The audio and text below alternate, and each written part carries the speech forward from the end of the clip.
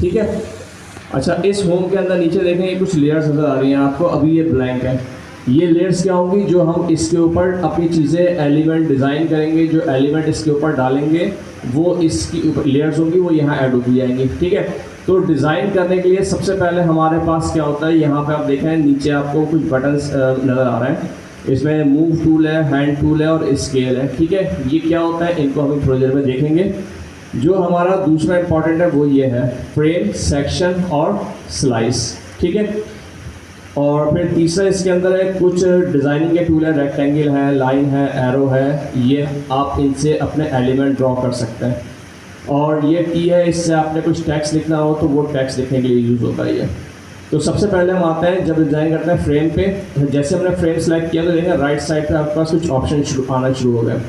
अब ये ऑप्शन ये है कि आप जो अभी इस वक्त वायर फ्रेम या डिज़ाइन कर रहे हैं वो किसके लिए कर रहे हैं, मोबाइल के लिए कर रहे हैं, टैबलेट के लिए कर रहे हैं या डेस्कटॉप के लिए कर रहे हैं। क्योंकि हर स्क्रीन के लिए जो है व्यू डिज़ाइन होता है। आप एज ए डेवलपर आपको ये चीज़ चाहिए होती है कि डैशबोर्ड वो डेस्कटॉप पे कैसे नज़र आएगा, टैबलेट पे कैसे नज़र आएगा डिज़ाइन, मोबाइल पे कैसे नज़र आएगा। ये डिज़ाइन आपको मिलते हैं क्लाइंट से। जब क्लाइंट देगा तो वो आपको सारे व्यूज़ देगा, वो डेस्कटॉप का व्यू भी देगा, मोबाइल का भी देगा और टैबलेट का भी देगा। और आपने उन व्यूज़ को एज इट इज़ एस्टिमेट में कन्वर्ट करना होता है। ठीक है। और जब आप डिज़ाइन कर रहे होते हैं सबसे पहले फिर आप भी सारी स्क्रीन के लिए डिज़ाइन करते हैं। तो सबसे पहले हम आते हैं डैशबोर्ड पे, वो डेस्कटॉप पे। ठीक है। डेस्कटॉप पे भी देखें ये आपको डिफरेंट ऑप्शन दे रहे हैं, मैकबुक है, वायर फ्रेम, टीवी। तो हम डेस्कटॉप सेलेक्ट कर लेते हैं। ठीक है। देखिए जैसे डेस्कटॉप मैंने सेलेक्ट किया तो इसने क्या किया कि एक इसने मेरे पास यहाँ पे एलिमेंट दे दिया, यानी कि एक फ्रेम इसने मेरे पास यहाँ पे डिज़ाइन कर दिया। और इसकी इसने विड्थ क्या रखी, इसको मैं सेलेक्ट करता हूँ। देखें राइट साइड पे इसकी प्रॉपर्टीज़ आ रही हैं। इसकी प्रॉपर्टी क्या आ रही है कि विड्थ इसकी है 1440 और हाइट है 1024, यानी ये स्क्रीन रेजोल्यूशन है आपकी कि 1440 बाय 1024 के लिए आप अपना स्क्रीन डिज़ाइन कर रहे हैं। ठीक है। तो ये आपके पास आ गया। अब क्या करना है, सबसे पहले आपके पास क्या होता है, होम पेज आप डिज़ाइन करते हैं किसी भी चीज़ का तो उसके ऊपर सबसे पहली चीज़ क्या होती है, नैव बार। ठीक है। तो हम देखते हैं एक सिंपल सी नैव बार हम इस पर किस तरह से डिज़ाइन करते हैं। अच्छा, अब नैव बार आप डिज़ाइन करने जा रहे हैं तो नैव बार डिज़ाइन करने के लिए आपके जहन में क्या चीज़ होती है कि भाई ऊपर जो है वो कुछ लिंक्स होंगे और एक जो है वो लोगो हो सकता है और क्या हो सकता है, एक आपका जो भी वेबसाइट है उसका एक नाम हो सकता है। ठीक है। तो इसके लिए क्या है, सबसे पहले एक लोगो चाहिए। अब लोगो लिए क्या करते हैं, हमारे पास तो लोगो है नहीं, तो हम करते हैं इंटरनेट से उठा लेते हैं कोई लोगो। गूगल पे जाते हैं और यहाँ जाके मैं सर्च करता हूँ क्लास।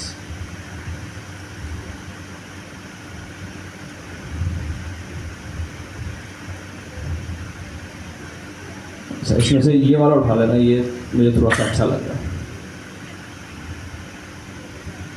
अच्छा, अब इसके अंदर इशू ये है कि ये ट्रांसपेरेंट नहीं है, इसका एक बैकग्राउंड है। ठीक है। तो आपने क्या करना है, आपने इसका ओपन कॉपी लिंक एड्रेस करें और एक वेबसाइट होती है रिमूव बैकग्राउंड। ठीक है। remove.bg। ये क्या करती है, आपके इमेज के अंदर जो बैकग्राउंड होता है उसको रिमूव कर देती है। तो अभी जो मैंने लोगो उठाया हुआ है उस लोगो के अंदर मैं आपको दिखा देता हूँ। देखें क्या है, बेसिकली मैंने क्या किया, यहाँ पे ये डिज़ाइन किया और वो जो मैंने लोगो उठाया हुआ था ये रहा। इसको मैंने कॉपी करता हूँ और कॉपी करके यहाँ पेस्ट कर देता हूँ।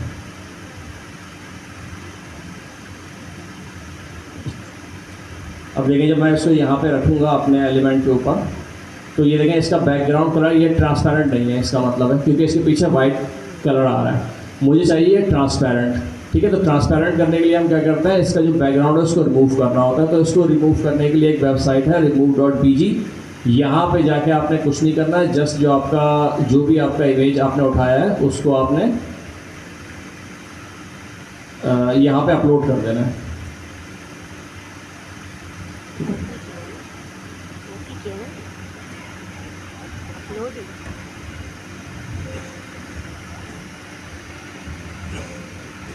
नैव बार डिज़ाइन करना है। नैव बार डिज़ाइन करने के लिए हम क्या करते हैं कि अपना जो शेप्स हैं इन शेप्स के अंदर जाते हैं और यहाँ पे हम रेक्टेंगल वाली शेप सेलेक्ट करते हैं और इसको हम यहाँ पे ड्रॉ करते हैं। अच्छा, अब इसको क्या करते हैं कि हम देखते हैं कि हमारा जो मेन फ्रेम है उसकी हमारे पास विड्थ कितनी थी।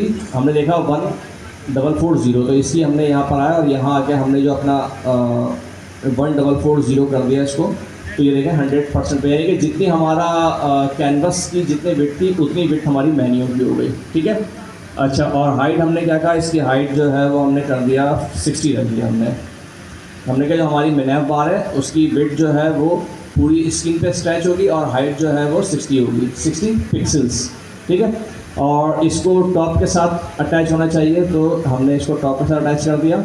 अच्छा, मैं तो मैनुअली कर रहा हूँ ना, यहाँ पे इसका एक तरीका और भी है। तरीका क्या है, इसको आप सिलेक्ट करें और यहाँ पे आपको देखें अलाइनमेंट का ऑप्शन नज़र आ रहा है। ठीक है। तो आप इसको जो है वो वर्टिकल अलाइन भी कर सकते हैं, टॉप अलाइन भी कर सकते हैं, सेंटर अलाइन भी कर सकते हैं। ये सारा ऑप्शन जैसे ही मैंने प्रेस किया तो ये देखें ये बिल्कुल मेरे पास टॉप अलाइन हो गई और सेंटर अलाइन, यानी कि जो मेरा नैप बार था वो बिल्कुल मेरे कैनवस के टॉप पे जाके और उतनी ही विड्थ का हो गया। ठीक है। अब इसके अंदर क्या करना है, ये मेरी नैप बार है, मैंने कहा चले इस नैप बार का बैकग्राउंड कलर भी होना चाहिए। तो जैसे इसको मैंने सेलेक्ट किया तो राइट साइड पे प्रॉपर्टी बॉक्स खुल गया। इस प्रॉपर्टी बॉक्स के अंदर इसके अंदर आ रही है इसकी विड्थ, हाइट, और यहाँ पे देखें ये फिल, इसका कलर दिखा रहा है ये। यहाँ से आप इसका कलर भी सिलेक्ट कर सकते हैं। तो मैंने कहा कि चलें इसका बैकग्राउंड में कोई अच्छा सा कलर रख लेते हैं, ये रख लेते हैं। क्या वो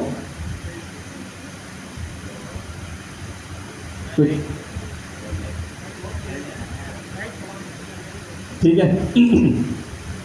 तो ये अच्छा, इसको थोड़ी सी काम करते हैं, स्क्रीन पर नज़र आ रहा है, मैंने इसको 60 हाइट रखी हुई था, थोड़ी सी हाइट बड़ी कर लेता हूँ ताकि थोड़ा सा नज़र आए स्क्रीन के ऊपर। तो इसकी हाइट हो गई तकरीबन 142, मैंने चले 150 कर लेता हूँ पूरी इसकी हाइट, 150 पिक्सल्स। ठीक है। अच्छा, ये इसका आ गया। अब इसका ऊपर क्या करना है, इस पर मैंने कहा कि एक मुझे लोगो चाहिए। ठीक है। लोगो हमने यहाँ से उठा लिया था, इसको मैंने कॉपी किया और कॉपी करके यहाँ पेस्ट कर दिया। ठीक है। जैसे पेस्ट किया तो ये बहुत बड़ा है और इसका मुझे साइज़ कम करना है, तो क्या करेंगे, इसको यहाँ से पढ़ के मैंने ड्रैग करना शुरू किया और इस साइज़ का स्मॉल होता चला गया और यहाँ पे लाके इसको मैंने अपना, अच्छा ये थोड़ा छोटा है तो मैंने अपनी स्क्रीन के हिसाब से इसको यहाँ पे देखा एडजस्ट कर लिया। ठीक है। और इसको मैंने सेंटर लाइन,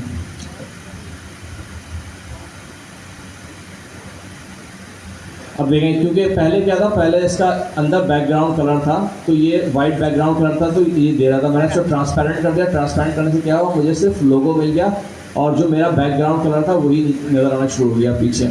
अच्छा, इसके बाद इस लोगो के साथ मुझे रखना है एक टेक्स्ट। ठीक है। तो टेक्स्ट के लिए हमें पता है की होता है हमारे पास, ये सिलेक्ट किया और जहाँ हमने लिखा है वहाँ कर्सर प्लेस करके यहाँ पर मैंने लिख दिया इसको GIAIC। ठीक है। अच्छा, ये बहुत छोटा सा आ रहा है, इसके लिए क्या करेंगे, ये ऑलरेडी सिलेक्ट है, यहाँ पे देखें राइट साइड पे आपके पास इसके फॉन्ट साइज़ आ रहा है। ठीक है। यहाँ सब इसका फॉन्ट साइज़ बड़ा करते हैं, इसको मैंने कर दिया 48।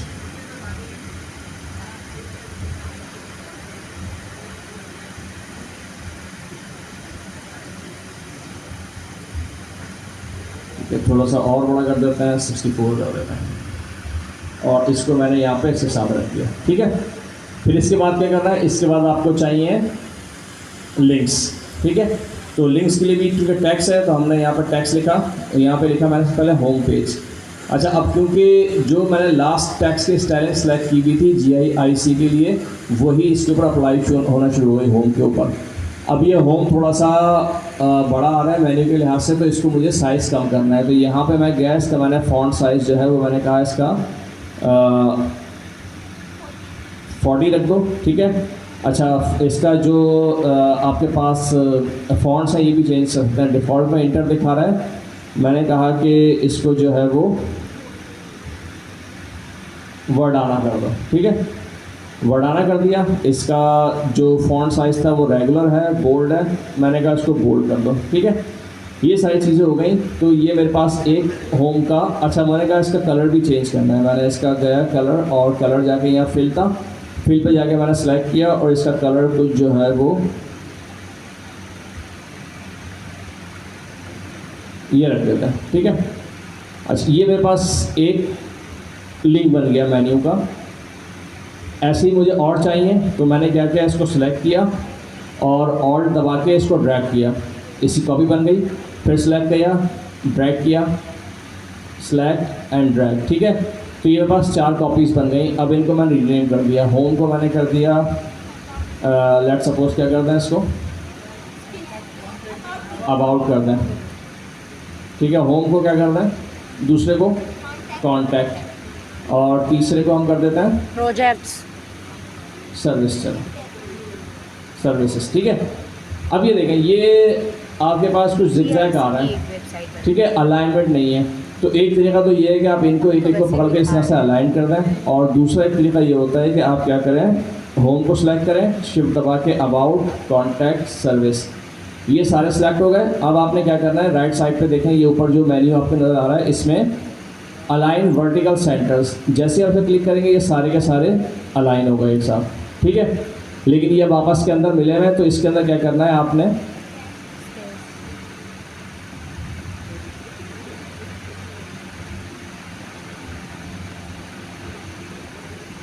इसकी थोड़ी सी मैंने क्या किया कि विड्थ बढ़ा देता है इसको। अब ये इशू होता है इसके अंदर, ठीक है, ये विड्थ बढ़ाई और इसको मैंने यहाँ पे रख दिया। अच्छा, अब ये जो है वो इनके दरमियान में स्पेसिंग देखें आप, इक्वल नहीं है, ठीक है। इक्वल स्पेसिंग चाहिए तो मैंने क्या, इसको सेलेक्ट किया और सेलेक्ट करके यहाँ पर आएंगे, आपको यहाँ पे ये लेआउट नज़र आ रहा है। लेआउट के अंदर देखें, ये इस पर माउस हुआ करेंगे, रिसाइज टू फिट, और तीसरा है यूज़ ऑटो लेआउट। जैसे इसको मैं क्लिक करूँगा तो ये क्या करेगा कि इनके दरमियान में इसने इक्वल स्पेसिंग कर दी, ठीक है। तो ये आपके पास जो है वो एक छोटा सा मेन्यू आपने डिज़ाइन किया फिग्मा के अंदर, ठीक है। अच्छा, अब ये मेन्यू डिज़ाइन कर लिया। मेन्यू के बाद फिर उसके बाद क्या चीज़ होती है आपके पास डिज़ाइन करने के लिए, अगर आप होम पेज डिज़ाइन कर रहे हैं, होम पेज है तो जैसे यही खोल देते हैं, चलें। ये देखिए नैप बार है, और नैप बार के नीचे अंदर जो है वो सबसे पहले हीरो सेक्शन, उसमें क्या है, टॉप स्टोरी से जो भी इंपॉर्टेंट कंटेंट आपने यूज़र को दिखाना है वो होता है। तो हम क्या करते हैं कि यहाँ पर एक हीरो सेक्शन डिज़ाइन करते हैं, ठीक है। यानी कि एक एलिमेंट, बेसिकली हम देखें इतना टाइम यहाँ पे नहीं कि पूरी वेबसाइट हम यहाँ पर डिज़ाइन कर सकें, सिर्फ ओवरव्यू देना है कि काम किस तरीके से होता है। नैप बार हमने डिज़ाइन की, इसके अंदर हमारे पास सारे एलिमेंट आ गए जो हम फिग्मा में यूज़ कर सकते हैं, ठीक है। एक हम हीरो सेक्शन डिज़ाइन कर लेते हैं, और इसके बाद फिर इसको वेबसाइट किस तरह से, जो इसको यूज़ करना आपके पास आ गया ना कि यूज़ किस तरह से होगा, फिर इसको फर्दर एक्सप्लोर हम आपको जो है वो शेयर कर देंगे यूट्यूब की वीडियोस, जो कि ऑफिशियल वीडियोस हैं यूट्यूब की, उनके अंदर पूरा फिग्मा की किस तरह से काम होता है वो आपको, आप उसमें से फर्दर उसको डिटेल में देख सकते हैं, ठीक है। तो ये इसके बाद नेक्स्ट स्टेप क्या होगा, इसके बाद नेक्स्ट स्टेप ये होगा जो भी आप करना, ठीक है। तो अभी मैं क्या करता हूँ कि एक छोटा सा हम हीरो सेक्शन बना लेते हैं, और फिर कोशिश करेंगे कि इस हीरो सेक्शन को हम HTML में कन्वर्ट करके देखें कि फिग्मा से HTML में कन्वर्ट किस तरह करेंगे, ठीक है। तो अब आपको पता है कि आपने डिज़ाइन करना है हीरो सेक्शन। हीरो सेक्शन में मैं क्या चाह रहा हूँ कि मैं चाह रहा हूँ कि ऊपर इमेज हो, उस इमेज के नीचे एक टाइटल हो, और उस टाइटल के नीचे थोड़ी सी डिस्क्रिप्शन हो, ठीक है। तो इसके लिए क्या करेंगे कि मैंने यहाँ पे दोबारा अपना रेक्टेंगल वाला टूल यूज़ किया, ठीक है, और इसकी विड्थ जो है वो है 800 कर दी मैंने, और इसकी हाइट जो है वो 700 कर दी, या विड्थ इसकी 700 कर देते हैं और हाइट भी 700 कर देते हैं, ठीक है। इसको उठाया और उठा के इसको मैंने अपने फिग्मा में टॉप पे रख दिया, ठीक है। इसके लिए मुझे एक हेडिंग चाहिए। हेडिंग के लिए मैंने क्या किया, यहीं पर ही क्लिक किया, और ये हेडिंग मैंने कॉपी की यहाँ पे, और ये देखिए हेडिंग भी आ गई, ठीक है। इसको मैंने सेलेक्ट किया, सेलेक्ट करके इसका साइज़ में छोटा करना है, क्योंकि इसको मुझे इस जो मैंने बॉक्स बनाया हुआ है इस बॉक्स के अंदर चाहिए। तो इसको सेलेक्ट करके मैंने इसका साइज़ थोड़ा सा रिड्यूस किया यहाँ से, और इसको मैंने यहाँ पे लाके प्लेस कर दिया अपना, ठीक है। और इसके साथ मुझे चाहिए एक छोटी सी डिस्क्रिप्शन। उस डिस्क्रिप्शन के लिए मैंने क्या किया, यहाँ से ये कंटेंट उठाया, और अच्छा ये आप सब चीज़ें टाइप भी कर सकते हैं, मैं सिर्फ टाइम बचाने की कॉपी पेस्ट कर रहा हूँ, वरना ये टी का जो टूल है टाइप का, ये रहा, ये बेसिकली इसी पर्पज़ के लिए कि आप यहाँ से इसको टाइप भी कर सकते हैं, ठीक है, मैंने जो सिर्फ टाइम बचाने के लिए मैं कर रहा हूँ कॉपी पेस्ट कर रहा हूँ, ठीक है।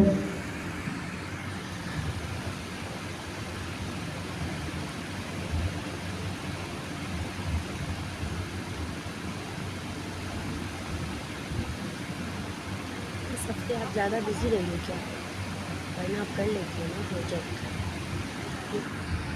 मैंने कहा कि इसका साइज़ देखते हैं क्या है, इसकी देखें, इसका वर्डाना है, बोल्ड है और फॉन्ट साइज़ 40 है। तो मैं क्या करता हूँ, फॉन्ट साइज़ का मैं 36 कर देता हूँ, थोड़ा सा कम कर दिया।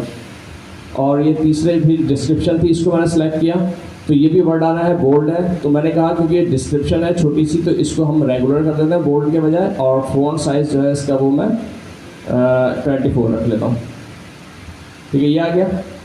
अच्छा, अब इसके बाद मैंने कहा मुझे एक बटन चाहिए इसके नीचे जिससे मैं लिख दूँ रीड मोर, ठीक है। तो बटन बनाने के लिए भी हम क्या करते हैं कि अपना यही टूल यूज़ करते हैं।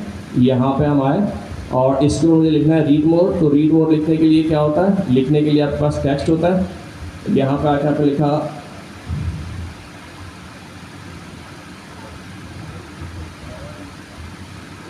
Read more. और अच्छा, वो देखिए बटन ये रहा आपका, लेकिन ये बटन क्योंकि आपको नज़र नहीं आ रहा, तो काम करता है, इसका बैकग्राउंड कलर इसका बेसिकली ग्रे है, इसलिए नज़र नहीं आ रहा। तो इसका मैं क्या करता हूँ, बैकग्राउंड कलर चेंज कर देता हूँ, इसका मैं कलर इसका कर देता हूँ, मैं इसका रेड कर देता हूँ, ठीक है।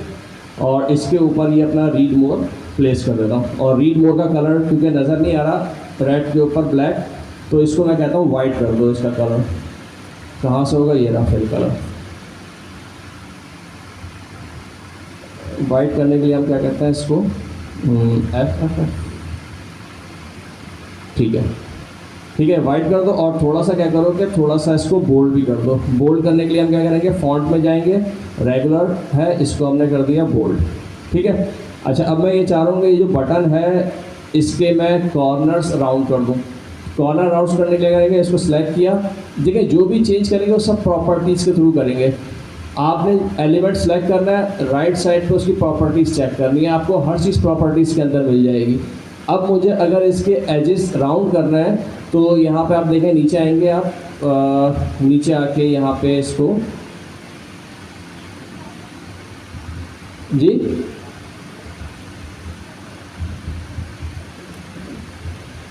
अच्छा,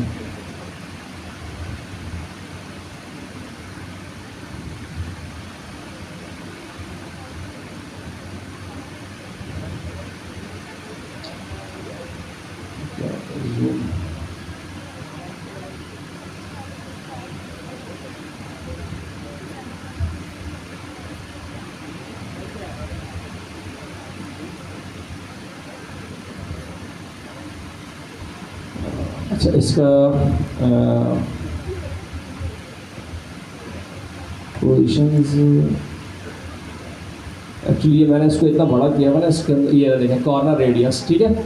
यहाँ से आप इसके कॉर्नर चेंज कर सकते हैं। यहाँ से मैंने कहा इसको कर दो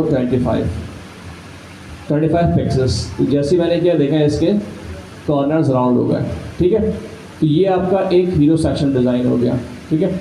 अब आपने क्या किया, दो चीज़ें कर ली, आपने एक मेन्यू बार बना ली और एक आपने हीरो सेक्शन डिज़ाइन कर लिया, ठीक है। अब आप इसको फर्दर इसके अंदर और भी एनहेंसमेंट कर सकते हैं। क्या कर सकते हैं कि राइट साइड पे एक, ये मैंने लेफ़्ट बनाया, आप राइट साइड पे एक कॉलम और बना लें, उसके अंदर छोटी छोटी सी, जैसे ये न्यूज़ आती है ना, इसके अंदर यहाँ पे आप इसके होम पर आए, जैसे इस तरह का बॉक्स बना लें आप। जैसे 4 स्टोरीज आ रही हैं, तो ये 4 स्टोरीज आप इसके राइट साइड पे बना लें। अब ये आपके ऊपर है, आपको क्या डिज़ाइन करना है, ठीक है। टूल आपके पास ये है, जो सबसे ज़्यादा यूज़ होता है वो यूज़ होता है आपके पास रेक्टेंगल एलिमेंट बनाने के लिए। अब इसके अंदर और भी फर्दर टूल भी हैं, जैसे अगर आप ये चाह रहे हैं कि आप जो है वो लॉगिन करने के बाद होता है ना कि आपकी एक पिक्चर आ रही होती है राउंड सर्किल के अंदर, तो यहाँ पे आप देखें कि अगर आप इसके अंदर आएंगे तो ये आपको ये एलिप्स भी दे रहा है, इसके थ्रू आप सर्किल डिज़ाइन कर सकते हैं, ठीक है। तो अब ये डिपेंड करता है कि आप डिज़ाइन किस तरह कर रहे हैं। आपके पास सारे एलिमेंट इसके अंदर है और उन एलिमेंट्स की प्रॉपर्टीज़ के थ्रू आप सारी चेंजेस कर सकते हैं या सारे एलिमेंट डिज़ाइन कर सकते हैं, ठीक है। तो ये हमारे पास एक छोटा सा फिग्मा का ओवरव्यू था और उससे हमने क्या किया कि एक नैव बार और एक हीरो सेक्शन डिज़ाइन कर लिया। अब दूसरा काम हम ये करते हैं कि ये जो हमने बनाया है ना, इससे हम HTML में कन्वर्ट करते हैं। ठीक है, यानी कि ये आपके पास एक फिग्मा डिज़ाइन है और इस फिग्मा डिज़ाइन को हम HTML में कन्वर्ट करते हैं अपने, ठीक है। तो इसके लिए क्या करते हैं कि मैं एक अपना Next.js का प्रोजेक्ट क्रिएट करता हूँ और आप लोगों ने भी यही काम करना होगा। देखिए, अच्छा एक चीज़ और कि अब से जितने असाइनमेंट्स हम दे रहे हैं जिसमें हम ये कहते हैं कि HTML और CSS पे, तो इसका मतलब ये नहीं होता है कि आपने .html की फाइल बनानी है। आप इसका मतलब ये होता है कि आपने Next.js का प्रोजेक्ट बनाना है और उस प्रोजेक्ट के अंदर HTML और CSS करनी है, ठीक है। तो अब आप जो भी काम करेंगे ना, जो भी डिज़ाइन बनाए, वो कोशिश ये करें कि अपने Next.js के एनवायरनमेंट के अंदर करें। इसके दो फ़ायदे होंगे। एक फ़ायदा तो ये होगा कि आपकी Next.js की अंडरस्टैंडिंग अच्छी होगी और दूसरा आपका Next.js का पोर्टफोलियो बिल्ड होगा। यानी कि आप जो वेबसाइट बना रहे हैं वो बना ही रहे हैं ना, as a front end developer आपने कहा कि HTML CSS मैंने ये बनाई हुई है। अगर आप उसको Next.js से बना देंगे तो आपका क्या होगा, Next.js का पोर्टफोलियो बिल्ड होना शुरू हो जाएगा, ठीक है। तो कोशिश ये करें कि अब से जो भी काम करें वो Next.js के एनवायरनमेंट में रहते हुए करें। तो मैं भी यही करता हूँ कि यहाँ पे आके मैं एक प्रोजेक्ट बनाता हूँ क्लास 7 के नाम से, और इसके अंदर क्या करता हूँ भाई, इस प्रोजेक्ट क्रिएट करने के लिए क्या करता है, नेक्स्ट के अंदर मेरे पास Next.js की बॉयलर प्लेट से एक प्रोजेक्ट क्रिएट कर दो। तो इसने मुझसे ऑप्शन पूछना शुरू किए, सारे यस करना है और लास्ट वाला नो करना है, और इसने जो है वो एक प्रोजेक्ट मेरे लिए क्रिएट करना शुरू कर दिया। क्या फिग्मा?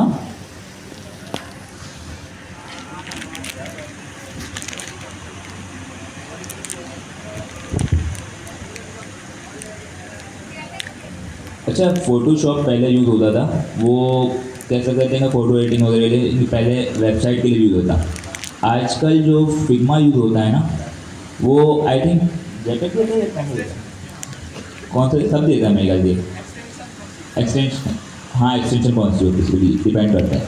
तो वो सब प्रोवाइड करता है आपको। इसमें इमेजेस जो होते हैं ना, उसकी भी आपको मल्टीपल वैराइटीज़ मिल जाती हैं।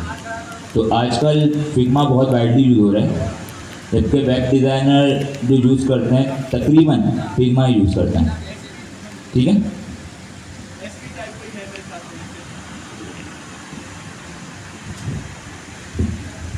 अच्छा ठीक है, ये हमने एक प्रोजेक्ट क्रिएट कर लिया। अब इस प्रोजेक्ट के अंदर देखते हैं कि हम क्या क्या चीज़ें होती हैं। सबसे पहले हमारे पास हमें चाहिए होता है एक पब्लिक का फोल्डर जिसके अंदर अपनी हम इमेजेस रख सकें, ठीक है। अच्छा, कोशिश ये करें कि पब्लिक का जो फोल्डर है वो आपके प्रोजेक्ट के रूट पे होना चाहिए। आपका प्रोजेक्ट का रूट क्या है? नहीं, ऐप तो आपकी एप्लीकेशन का रूट है। मैंने कहा प्रोजेक्ट का रूट। ये देखें, दो चीज़ें इसमें डिफरेंस करें, एप्लीकेशन का रूट और प्रोजेक्ट का रूट। एप्लीकेशन का रूट ऐप है और प्रोजेक्ट का जो रूट है वो फोल्डर है जिसके अंदर आपने प्रोजेक्ट क्रिएट किया है, यानी क्लास 07, ये आपका प्रोजेक्ट का रूट है। तो जो पब्लिक का फोल्डर है वो प्रोजेक्ट के रूट पे मैंने कहा यहाँ पे बना दिया पब्लिक, ठीक है। और फिर मैं SRC के अंदर आया और SRC के अंदर आके मुझे चाहिए, क्या चाहिए, मैंने कहा मुझे एक चाहिए कंपोनेंट का फोल्डर और एक मुझे SRC के अंदर चाहिए स्टाइल।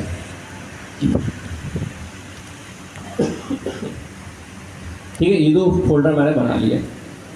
अच्छा, अब क्या करना है कि कंपोनेंट में तो ऑफ कोर्स मैं कंपोनेंट डिज़ाइन करूँगा और स्टाइल के अंदर मैं एक फ़ाइल बना दूँगा अपनी style.css कर लेते हैं, चलो इसको फिलहाल, ठीक है।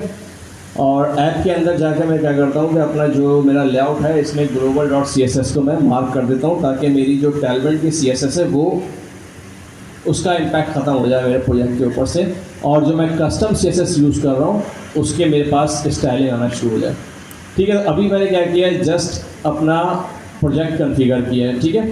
अच्छा, इस प्रोजेक्ट को मैं रन भी कर लेता हूँ। मैंने कहा npm run dev,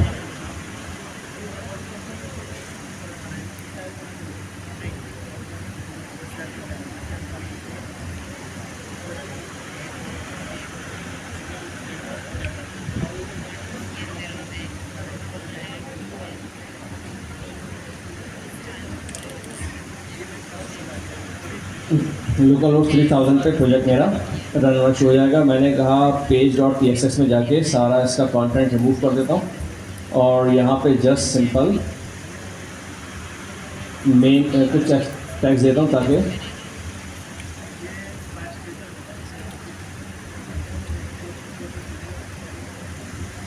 होम कर देते हैं इसको। ठीक है, जाके देखते हैं व्यू। ठीक है, ये होम आ गया हमारा। अच्छा, अब करना क्या है, हमने करना ये है कि ये हमारे पास जो है सबसे पहले हमने ये नैव बार डिज़ाइन करनी है। ठीक है, अच्छा नैव बार डिज़ाइन करने के लिए हम क्या करेंगे कि अपना एक कंपोनेंट बना लेते हैं नैव बार का। नैव बार में हम आए कंपोनेंट्स के अंदर और यहाँ आके मैंने एक फ़ाइल बनाई नैव बार .js।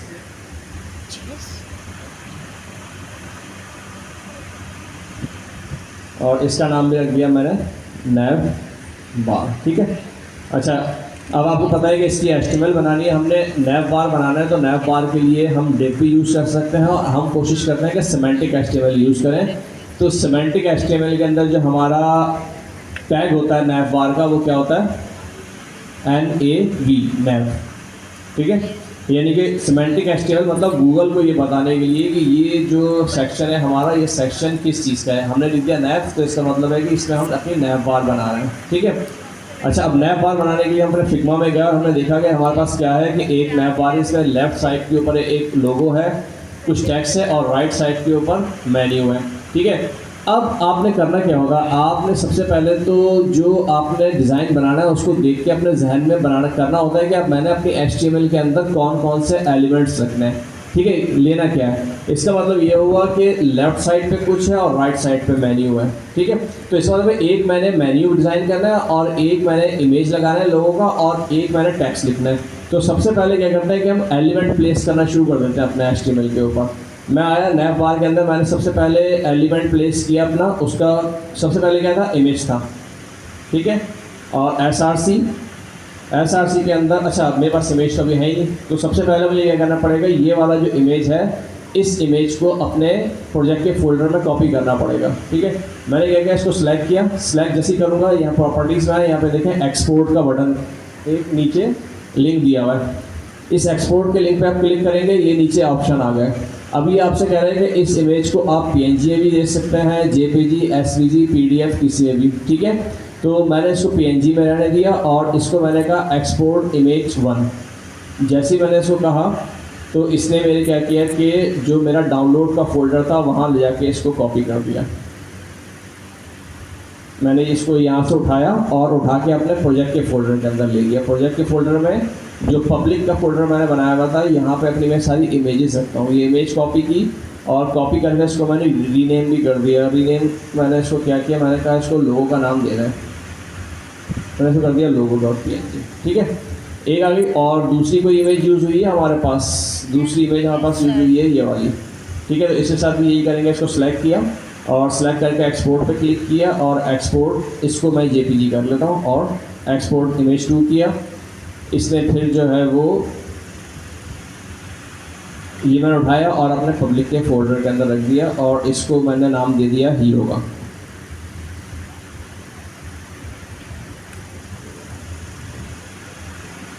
hero.jpg। ठीक है, देखिए मेरे पास जो मेरा प्रोजेक्ट था उस प्रोजेक्ट के अंदर जो मेरा पब्लिक का फोल्डर है, उस पब्लिक के फोल्डर के अंदर ये दोनों इमेजेस आ गए, हीरो और लोगो।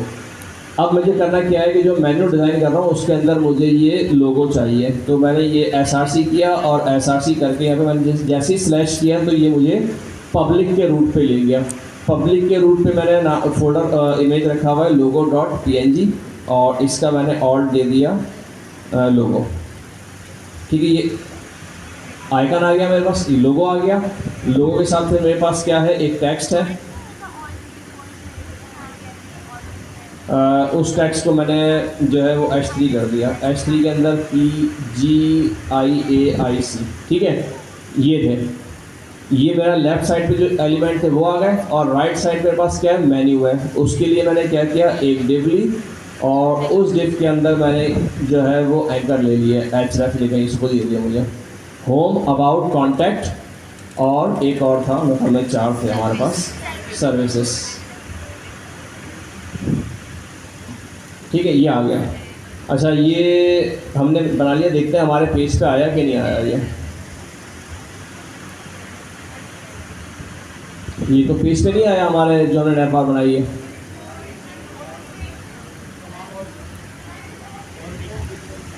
जी क्यों नहीं आया, आप बताएं क्यों नहीं आया यहाँ पे।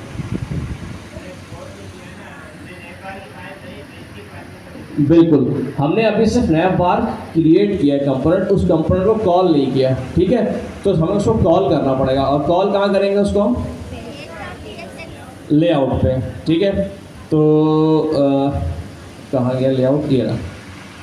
लेआउट पे आए और लेआउट पे आके इसको मैंने यहाँ पे चिल्ड्रन के ऊपर कॉल कर लिया।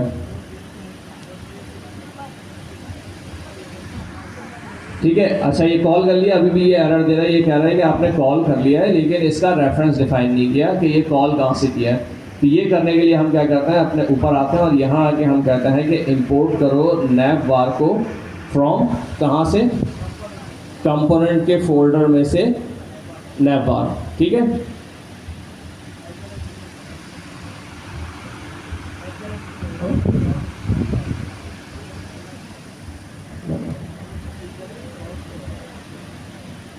तो एक मिनट, स्पेलिंग मिस्टेक है क्या, एक मिनट।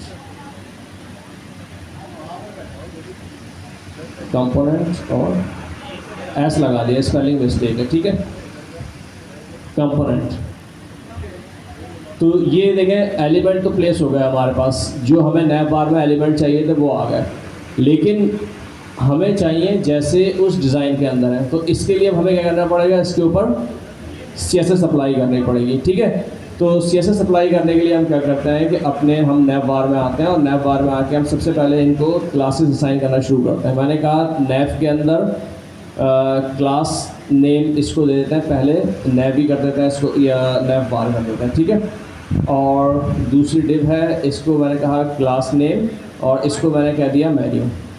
2 क्लासेस बना ली। अब इन क्लासेस की हम करते हैं स्टाइलिंग। स्टाइलिंग के लिए हमने जो है वो style.css बनाई हुई है, और यहाँ आके मैंने देखें, अब क्लास बनाने के लिए क्या करते हैं, डॉट लगाते हैं नैप डैश बार, ये वाली क्लास जो मैंने ली हुई है ना यहाँ पे नैप बार के अंदर, ये रही, इस क्लास को मैंने स्टाइल करना है।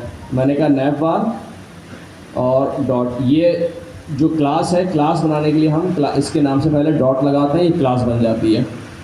अब करना क्या है, अब करना ये है कि जो ये वाले एलिमेंट हैं इमेज, h3 और div, इनको लेकर आना है एक लाइन के अंदर। अभी ये क्या है, अभी ये देखें, ये है तीनों वर्टिकल है ना, हमने इनको हॉरिजॉन्टल अलाइन करना है। ठीक है, हॉरिजॉन्टल अलाइन करने के लिए हमारे पास जो होती है वो क्या होता है, अभी हम कस्टम यूज़ कर रहे हैं, फिर टेलमेंट को कस्टम इसलिए यूज़ कर रहे हैं कि कस्टम बनानी आनी चाहिए। अगर कस्टम बनानी आएगी तो टेलमेंट भी यूज़ कर सकते हैं, लेकिन आपने टेलमेंट यूज़ कर लिया, हम मूव कर जाएंगे टेलमेंट के ऊपर जब हमें कस्टम समझ में आ जाएगी तो। ठीक है, जैसे हमने इसको फ्लैक्स किया तो यहाँ पर आए, हम देखें कि ये अप्लाई अभी नहीं हुई। क्यों अप्लाई नहीं हुई, क्योंकि हमने यहाँ पे जो है वो ये क्लास स्टाइल के अंदर तो बना दिए, लेकिन ये इसको कैसे पता चलेगा स्नैप बार को कि ये जो क्लास यूज़ की गई है उठानी कहाँ से। इसका मतलब है कि हमें यहाँ पे इसका रेफरेंस चाहिए, इंपोर्ट करनी पड़ेगी अपनी हमने स्टाइल की फाइल को। ठीक है, मैंने कहा डॉट डॉट करके बाहर आओ, स्टाइल में जाओ और style.css इंपोर्ट कर लो। देखें अब ये क्या हुआ, ये तीनों एक लाइन में आ गए, लोगो, GIC और होम पेज। ठीक है, अब इनको थोड़ा सा और अलाइन करते हैं। अब क्या करना है कि जो मैंने लिंक है ये लिंक होने चाहिए राइट साइड पे, और जो दोनों चीज़ें बाकी हैं वो लेफ़्ट होने चाहिए। तो इसके लिए हमने क्या किया, जो फ्लैक्स की प्रॉपर्टी यूज़ की हुई है, हमने यहाँ पे आके एक प्रॉपर्टी और यूज़ कर ली, जस्टिफाई कंटेंट की, और इसको हमने क्या कर दिया, स्पेस बिटवीन। ठीक है, स्पेस बिटवीन से क्या होगा कि ये जितने भी एलिमेंट हैं इक्वल डिस्टेंस हो जाएगा इनके दरमियान में। ठीक है, अच्छा अब ये क्या हुआ, ये लोगो आ गया, ये GIC आ गया, और ठीक है ये तो समझ में आ गया कि वैल्यू के पास। अब देखें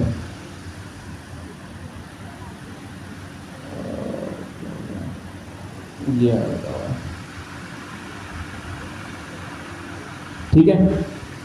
अब ये दोनों एक साथ तो आ गए, लेकिन फिर इन दोनों में वो इशू हो गया कि वर्टिकल हो गया। इसका मतलब है कि लोगो और GIIC को मैंने क्या करना है, साथ में रखना है। तो अब इसका मतलब ये हुआ कि ये नैव बार के अंदर जो डिव है, मैंने एक क्लास और बनाई, मैंने कहा नैव बार, और इसके अंदर जो डिव है इसके ऊपर भी डिस्प्ले फ्लेक्स कर दो और इसको भी जस्टिफाई कंटेंट स्पेस बिटवीन कर दो। अच्छा, अब इसके साथ करना ये होगा, ये देखें ये आ गया, ठीक है। अच्छा, अब ये हो गई। अब हम जाते हैं अपने फिग्मा डिज़ाइन के ऊपर और वहाँ देखते हैं। जैसे फिग्मा डिज़ाइन पे गया, मैंने सबसे पहले क्या किया,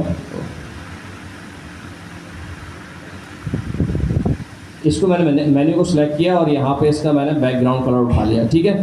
तो इसका मतलब ये हुआ कि जो मेरे पास मेन्यू है इसका बैकग्राउंड कलर मैंने सेट कर दिया, जो मैंने वहाँ से उठाया, ठीक है।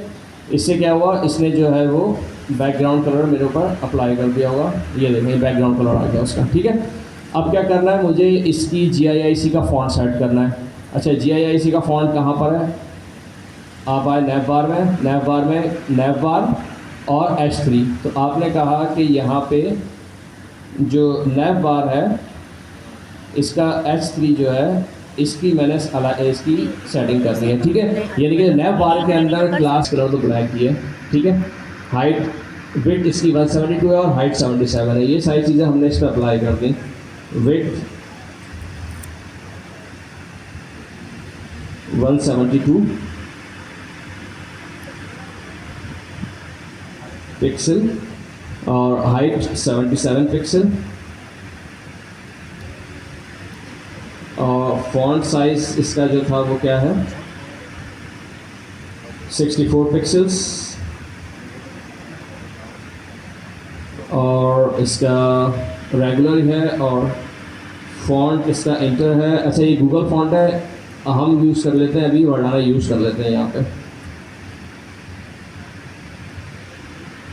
ठीक है। और जाके देखते हैं कि हमारा किस तरह से बना है। ये देखें कुछ एलिमेंट आना शुरू हुए। अब हमने क्या करना है कि ये जो हमारा मेन्यू है इसको हम डिज़ाइन करते हैं, ठीक है। मेन्यू डिज़ाइन करने के लिए हम क्या करते हैं कि हमारे पास देखिए हमने क्या दिया हुआ है, इसका नाम क्लास नेम मेन्यू। तो मैंने कहा डॉट मेन्यू और इसके अंदर मैंने यही कहा कि सबसे पहले डिस्प्ले फ्लैक्स और इसका मैंने गैप कर दिया 20 पिक्सल्स, ठीक है। थोड़ा कम है और ज़्यादा कर देते हैं,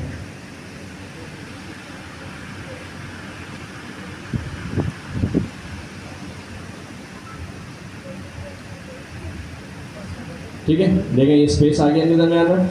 अच्छा, ये थोड़े से छोटे हैं, इनको क्या करना है, थोड़ा इनका फॉन्ट का साइज़ बड़ा करना है। तो अब आप ये देखें कि मेन्यू के अंदर जो है ये बेसिकली एंकर का लिंक है। तो इस एंकर के लिंक के ऊपर हमने फॉन्ट अप्लाई करना है। तो मैंने क्या किया, यहाँ का मेन्यू और एंकर, और इसके अंदर मैंने कहा फॉन्ट साइज़, और वहाँ से फिग्मा से जाकर देखेंगे फॉन्ट साइज़ एक्चुअली था क्या, इसका 40 है और बोल्ड है वर्डाना, ठीक है। तो यहाँ पर मैंने दे दिया 40 पिक्सल्स, फॉन्ट वेट दे दिया हमने इसको बोल्ड, और फॉन्ट फैमिली से हमने कर दी वर्डाना, ठीक है। और क्या क्या है इसके अंदर, ठीक है, कलर है इसका, कलर क्या है ये कॉपी कर दिया यहाँ से, और कलर जाके यहाँ पे कॉपी कर दिया हमने इसका, ठीक है। ये 4 प्रॉपर्टीज थी, ये हमने यहाँ पे इसके अंदर डाल दी मेन्यू एंकर के अंदर। और अब इसको हम जाकर देखते हैं कि किस तरह से डिस्प्ले हो रहा है। ये देखें कुछ आया उस तरीके से, लेकिन अभी क्या है कि इसके अंदर अंडर लाइन आ रही है। अंडर लाइन हमारे पास जो है डिज़ाइन में नहीं है, तो ये ख़त्म करने के लिए हम क्या करेंगे, देखिए ये भी चला गया। अच्छा, अब ये है ऊपर बिल्कुल लगा हुआ, हमें चाहिए ये बिल्कुल सेंटर अलाइन।